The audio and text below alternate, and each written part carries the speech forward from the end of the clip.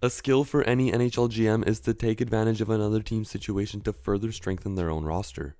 And on trade deadline day in the NHL, this urgency to pursue an organizational change gets heightened to its maximum, since a lot of GMs don't want to be left wondering what could have been if they made a certain move. And also, it must just be pretty fun to get involved in the entire hectic process of the deadline.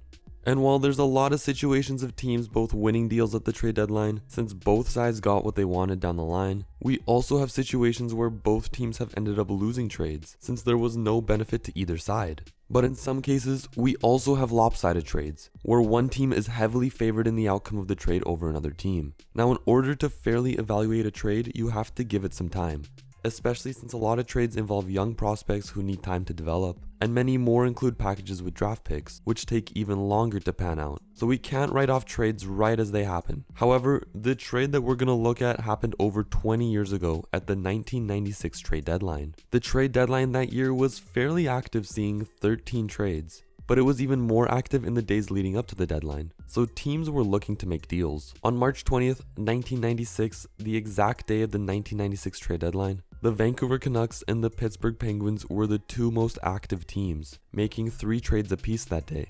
And, as it would happen, one of their trades would be with each other.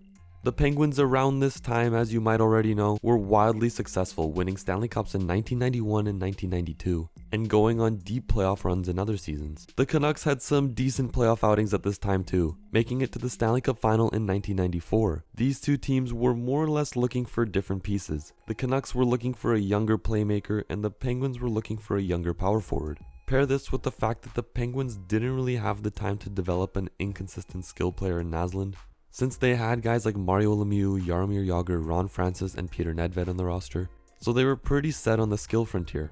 With their needs identified, the Canucks and Penguins engaged in a trade, where the Canucks sent forward Alex Stojanov, who they drafted 7th overall in the 1991 draft, and the Penguins traded Marcus Naslund, who they drafted 16th overall, also in the 1991 draft. While the reasoning for the trade between the Canucks and Penguins can somewhat be understood, the Penguins were putting a lot of stock into Stojanov's potential development.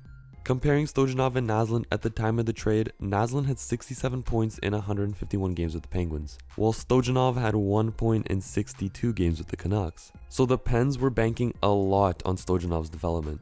You could argue that at the time, Naslund was fairly inconsistent as well, but just comparing their stat lines alone, Naslund was already further along on his development curve. By the end of their careers, Marcus Naslund had finished with 869 points in 1,117 NHL games played, winning the Lester B. Pearson Award, being named an NHL First Team All-Star 3 times, playing 11.5 seasons with the Canucks, and being named the Canucks captain for 8 of those seasons, while Stojanov finished his NHL career with 7 points in 107 games played, only lasting 2 seasons with the Penguins. What sucks the most about this whole deal is that Stojanov showed real flashes of being an NHL player.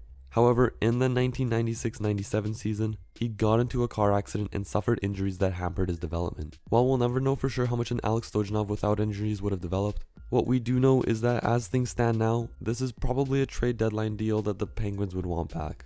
I hope you liked the video, and I'll see you in the next one.